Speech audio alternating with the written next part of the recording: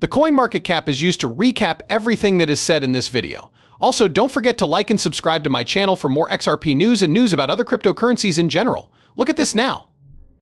SEC appeal for XRP. John Deaton says what will happen with Ripple right after they win the lawsuit. XRP is once again getting a lot of attention because of rumors that the SEC is going to appeal the ruling. According to the court schedule, the SEC needs to send its brief on appeal by January 15th. A well-known lawyer and supporter of XRP named John E. Deaton has said that he thinks Ripple will go public by the end of 2025 or the beginning of 2026. Based on how things are politically in the US right now, these predictions are made. When it happens will depend on how quickly Paul Atkins is recognized as the head of the SEC. Ripple will be able to focus on growth and a debut on the stock market. Deaton is sure that the SEC will drop its appeal, which will end the court battle. For those who think the SEC will lose its appeal, Deaton gives several reasons why that appeal is not likely to be successful. First, let's say that the decision doesn't mean anything else officially and doesn't affect all sales of cryptocurrencies in general. According to the Howey test, Judge Torres' only ruling was that the SEC had not shown that sales of XRP on the secondary market were securities. The CC would win the appeal, but the case would almost certainly be sent back to Judge Torres, who could still make a decision against the SEC for some other reason.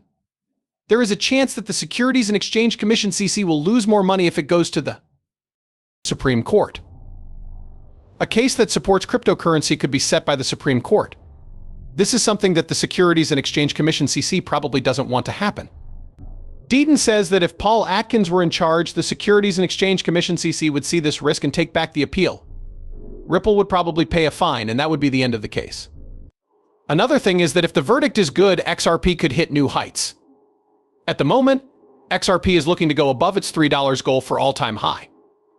A professional says it's even possible for XRP to hit $19 if the SEC decides to drop the case. Because of the problems with the government's appeal, Deaton gives several reasons why the SEC's appeal is not valid. In the first place, Judge Torres' ruling is not a rule that other courts have to follow. In fact, a lawyer in the same district has already questioned it. Second, the decision only covers a small area, so it doesn't clear all sales of digital assets on the secondary market.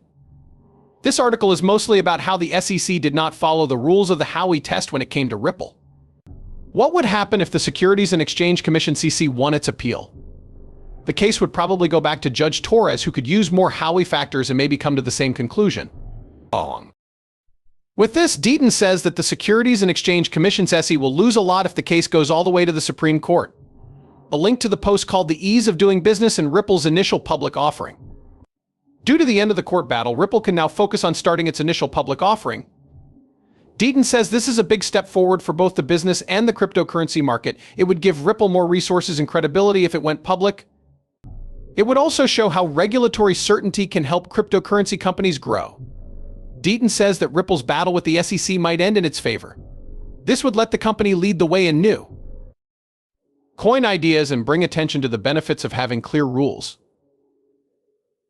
An important new development has happened in the ongoing case between the SEC and Ripple. However, Judge Torres has previously said that XRP is not a security in and of itself, pointing out that the classification depends on the specific deal or trade that is made.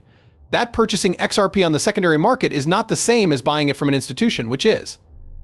This is because it is clear that there are responsibilities in the deal. It's now up to everyone to guess if the Securities and Exchange Commission will file an appeal against this decision.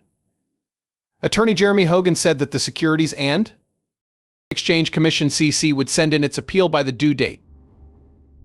At the same time, Hogan says that people shouldn't worry too much about the filing. He says that Gary Gensler, who is currently chair of the Securities and Exchange Commission, might try to do something last minute before January 20th, which is the end of his term. Even though Hogan has said that he doesn't like Gensler's leadership, he doesn't think that any last-minute actions will have a big and lasting impact. Hogan says the short paper the SEC turned in by January 15th will not change the outcome of the case, whether it is thrown out or reached a settlement.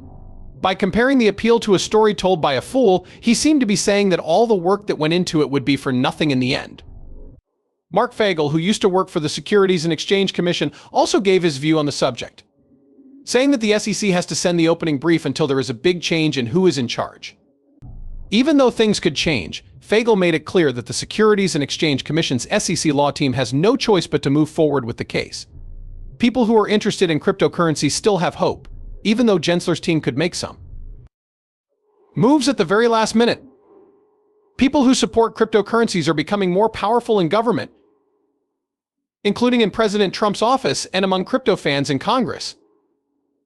This gives people hope that regulations will soon become friendlier to cryptocurrencies. Since the deadline is getting close, a lot of people are very excited to see how the appeal goes and where the case will go from here. While there is still a lot of doubt, it is clear that Ripple's battle with the SEC is not even close to being over. It went from $233 million in 2023 to $438 million in 2024. A big jump in the amount of money spent in things that were based on XRP. The market for these goods grew steadily but more slowly, from $9 million to $18 million,